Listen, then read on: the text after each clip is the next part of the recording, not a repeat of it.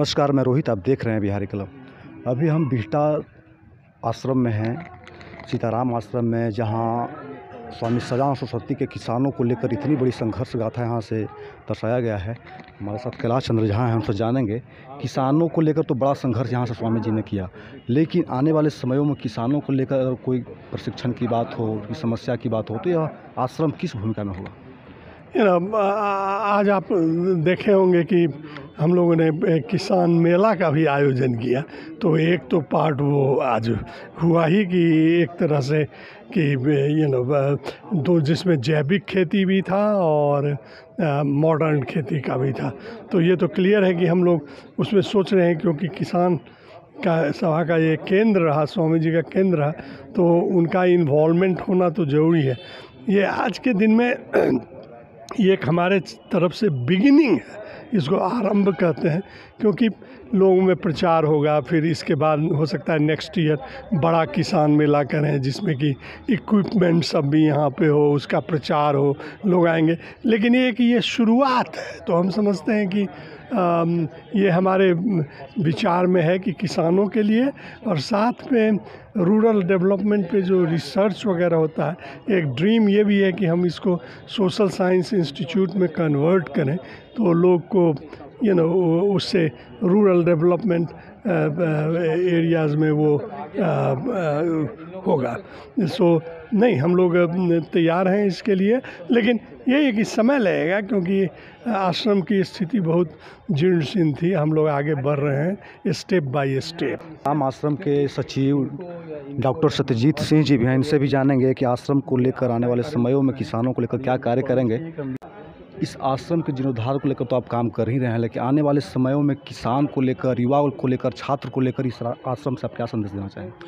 देखो, जो एक हमारी विचार जो है कि जो भी फिलॉसफी बनता है, चाहे धार्मिक हो, चाहे पॉलिटिकल हो, इकोनॉमिक हो, वो सोसाइटी के प्रॉब्लम को सॉल्व करने के लिए होता है।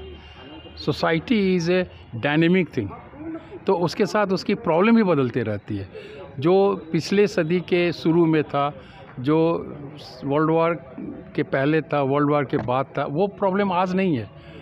तो उस समय किसान जो शोषित थे, आज ही शोषण है, लेकिन उस ढंग से नहीं है।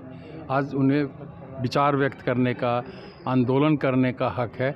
तो अब जो भी छोटा मोटा शोषण है, उसको कम करना है, और किसान के शक्ति को, किसान को बुद्धि को, किसान के उत्पाद को सही डायरेक्शन कैसे चले, वो ये ट्रस्ट करेंगे। ये ट्रस्ट है कि एकेडमिक होगा, और किसानों के लिए, यूथ के लिए वेलफेयर की जगह होगा। ये आश्रम आंदोलन का शेप नहीं लेगा। आंदोलन जहाँ करेंगे, हम उनका साथ देंगे जब किसान का बात होगा। तो किसानों के लिए तो बहुत बड़ा संघर्ष इस आश्रम से हुआ ही, लेकिन अगर अब की बात की जाए तो किसानों के प्रशिक्षण की बात हो, किसान की सुख दुख की बात हो, तो यह आश्रम किस भूमिका में रहेगा किसानों की? हम लोग जो इसका डेवलपमेंट शुरू किए 2015 से, तो प्लान करके 3 फेज़ में हुआ। फर्स्ट फेज़ में जो ये जगह बिखरा हुआ था, दीवार चावरदारी टूटा था, बिल्डिंग टूटा था, इनके पाया झड़ रहे थे, उसका हम लोग पुनर्निर्माण किए, उसको हम लोग रिस्टोर किए, जिसका एक एग्जाम्पल सामने की बिल्डिंग उसी तरह से पूरा था जो हुआ। सेकेंड फेज़ हुआ कि इसमें एक्टिविटी शुरू हो, तो एक्टिविटीज़ में आज 175 लड़के लड़कियां पढ़ रहे हैं निःशुल्क, और वो यहाँ उनको हम IIT में, और उनको हम मेडिकल में, और उनको हम IAS IPS बनने के लिए ट्रेनिंग नहीं दे रहे हैं। हम वो पिछड़े लोगों के, जो वंचित लोग हैं, उनके बच्चों में एक पर्सनालिटी दे रहे हैं, जिसको संस्कार कहते हैं। उनमें लीडरशिप क्वालिटी कर रहे हैं। इसमें पढ़ाई जो लैंग्वेज और science, mathematics, computer, fine arts के साथ साथ में बाल सांसद करके एक हम लोग ऑर्गेनाइज़ किए हैं। इससे बच्चों को एक लीडरशिप का क्वालिटी देते हैं, उन्हें जिम्मेदारी देते हैं। कोई प्राइम मिनिस्टर है, कोई मिनिस्टर है, कोई स्पीकर है, तो इस उम्र से सीखते हैं कि इसका क्या दायित्व होता है, कैसे करते हैं। तो हम इस कम्युनिटी में एक लीडरशिप क्वालिटी दे रहे हैं। बाकी पढ़ाई वो स्कूल में कर रहे हैं, और हम लोग स्कूल से भी संपर्क में रहते हैं कि हमारे यहाँ आने वाले बच्चों में क्या डेवलपमेंट हो रहा है, क्या उसका मेंटल डेवलपमेंट, पर्सनालिटी डेवलपमेंट हो रहा है। अब बात रही किसानों की, तो हम ये सेकेंड फेज़ है, थर्ड फेज़ में हम लोग बिल्डिंग बनाएंगे जो 2 से 3 महला होगा, जिसमें सभागार होगा और उसमें प्रशिक्षण केंद्र होंगे, जिसमें सिलाई कढ़ाई, नौजवान को सेल्फ एम्प्लॉयड होने के जो ट्रेनिंग है उसका हम लोग करेंगे।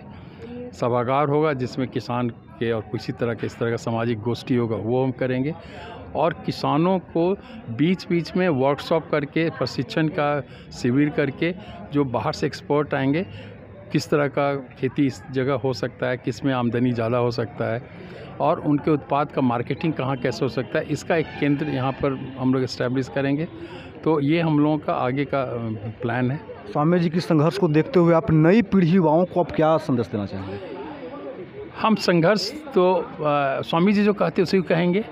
स्वामी जी कहते थे इस क्षेत्र के नौजवानों को कि अगर तुम खेती खुद करते हो तो खेत रखो, खेत में पसीना बहाओ और खेत का उत्पाद करो, खेत तुम्हारा रहेगा। अगर खेती नहीं करते हो तो खेत से मोह छोड़ो और तुम पढ़ाई करो, एंटरप्रेन्योरशिप करो, कुछ व्यवसाय करो, पढ़ाई करके आगे के ओहदा लो, तुम अफसर बनो सरकारी या अपना प्राइवेट कंपनी में। तो उस समय कहते थे, 40s में कहते थे, वही बात आज भी हम कह रहे हैं कि आप उद्यमी बने, प्रोडक्टिव हों, खेत में प्रोडक्टिव हों या बिजनेस में प्रोडक्टिव हों या इंटेलेक्चुअल प्रोडक्टिव हो। ये स्वामी जी का जो था वो आज भी बहुत ज़्यादा रिलेवेंट है। यही यहाँ के नौजवानों को कहते हैं, भेदभाव धर्म और जाति से ऊपर उठेगा तभी समाज ऊपर चलेगा। बिल्कुल, आप देखते रहिए बिहारी कलम। बहुत बहुत धन्यवाद। फेसबुक में तो फॉलो और यूट्यूब सब्सक्राइब। धन्यवाद।